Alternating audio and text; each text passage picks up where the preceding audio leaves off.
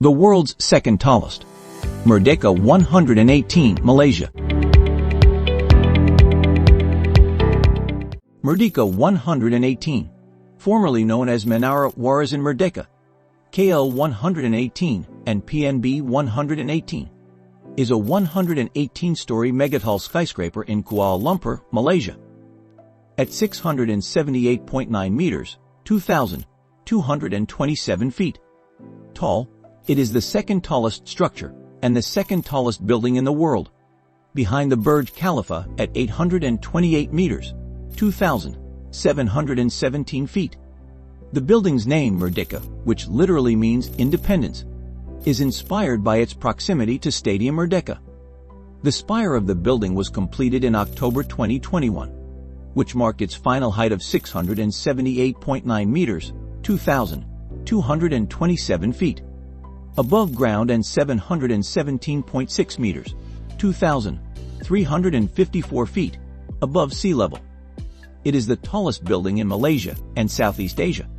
It surpassed the 453.6 meters, 1,488 feet, Exchange 106 to become the tallest building in Malaysia, and surpassed the 461.2 meters, 1,513 feet, Landmark 81 to become the tallest building in Southeast Asia, taking these titles by virtue of its 160 meters, 520 feet, tall spire. The building will also be the first in Malaysia to receive a triple platinum rating from worldwide sustainability certifications, including Leadership in Energy and Environmental Design, LEED. Background: the Merdeka 118, the whole precinct's development is a 19 acres, 7.7 hectares, land funded by Permadalan Nasional Berhad, PNB, with a budget of RM5 billion, 1.21 billion US dollars. When completed in 2023, the tower became the tallest building in Malaysia. It was constructed in 3 phases and consists of 400,000 square meters, 4,300,000 square feet of residential, hotel, and commercial space. The building is a mix of office spaces, hotels, and retail outlets, and an observatory floor, which will be the highest observation deck in Southeast Asia. It has 2 observation decks, the first inside the building and the second inside the spire, and a retail business center, 118 mall. It will be surrounded by 4 acres of urban and linear parks. The non-rentable space consists of elevators, recreational and maintenance facilities, as well as parking spaces for up to 8,500 cars. 60 out of the 80 stories of office space will be reserved for Permadalan Nasional Berhad, PNB, the developer of the project, and its subsidiaries. Site: the building is situated on Jalan Hang Jebat, on the location of the former Merdeka Park, subsequently repurposed into an open-air car park. The site lies within the vicinity of landmarks such as Petaling Street, sporting venues including Merdeka Stadium, Stadium Negara, and the Chinwoo Stadium, 3 schools, the Victoria Institution, the Methodist Boys School, and the Chinese-type Jalan Davidson Primary School, and the stalled Plaza Rakyat project across the Ampang line. The Merdeka 118 development, when completed, will also have access to the newly built Merdeka Novarti station on the Kajang line, SBK, and be directly linked from 3 major roads via the Belfield Tunnel, which will be a 2-story underground tunnel passing underneath Kampong Atap and Jalan Maharaja Lela to the basement of the precinct.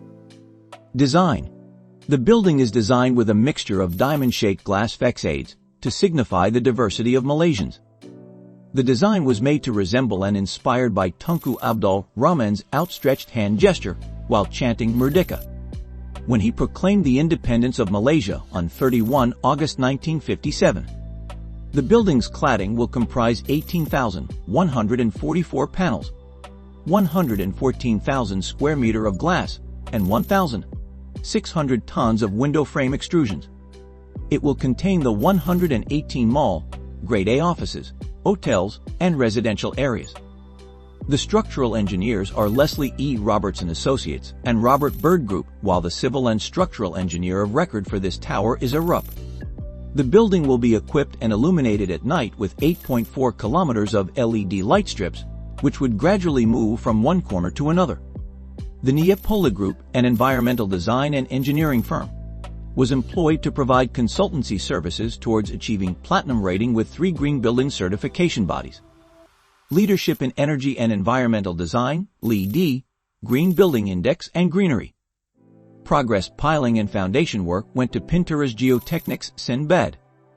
Permodalan National Berhad chose 6 construction companies: Samsung C&T and UEM Group Bed, IJM Corp Bed, Norwest Holdings Sinbad, and Shimizu Corp, Malaysian Resources Corp Bed and State Construction Engineering Corp, WCT Bed and Arabtech Construction LLC, TSR Capital Bed and Daewoo Group, Cicera Group Bed with SPAS, Sinohydro Corp, and Shanghai Construction Group.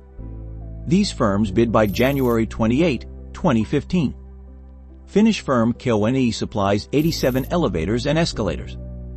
On November 23, 2015, PNB granted Samsung C&T and UEM Group Berhad RM 3.4 billion.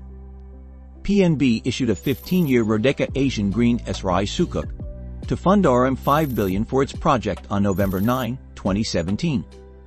Sukuk funds its 83-story office tower. PNB is the first to implement the Securities Commission Malaysia's Asian Green Bond Standards, proving its commitment to sustainable project development. On February 27, 2018, Park Hyatt opened Merdeka 118. The Park Hyatt Kuala Lumpur will have 232 units, minus 28 suites and 30 apartments, on the top 17 floors. On 18 March 2020, the Movement Control Order halted development in Malaysia due to COVID-19. Work resumed mid-May 2020. Southeast Asia's tallest building is the Concrete Core's 118 stories. On 25 October 2020, PNB President Ahmad Zulkarnain said Phases 1 and 2 will be finished in 2022. Key 3. 2024 to 2025 should finish Phase 3. Tower-focused Phase 1. The tower was 81% complete on 8 June 2021, with the glass facade completed at level 108 and the spire and retail podium 50% built at level 118. Turner International manages this complicated property. November 2021 completed the Skyscraper. Criticism. Practicality of the structure. Many Malaysians have criticized this project, adding that it is unnecessary and a waste of public funds, having been funded by the Permodalan National Berhad, PNB, a state-owned enterprise of the Malaysian government. Amounting to more than RM 5 billion, it is said that the money could have been better used for other practical causes, such as education and healthcare, which has been increasingly deteriorating in the country. In response to the criticism, former Prime Minister Najib Razak, who would eventually be directly involved with the 1MDB scandal, claimed that the project was not a waste and it would bring more benefits by generating economic opportunities. Trespassing incidents. In 2022, a viral video began circulating online when a group of American individuals trespassed towards the top of Merdeka 118, prompting criticism of the lack of security measures at the site. In a statement, the developer stated that such stunts are illegal and that trespassing is illegal by law. The group was eventually charged under Section 457 of the Malaysian Penal Code. That same year, another trespassing incident occurred when Russian rooftopers Angela Nicolau and Ivan Birkus scaled the spire of Merdeka 118, prompting further criticism. Malaysian police requested for the entry and exit records of the couple from the Immigration Department, which responded that there is no records of the duo entering or exiting Malaysia, suggesting that they had entered the country illegally. Home Minister Saifuddin Nasution Ismail has confirmed that a full investigation is ongoing.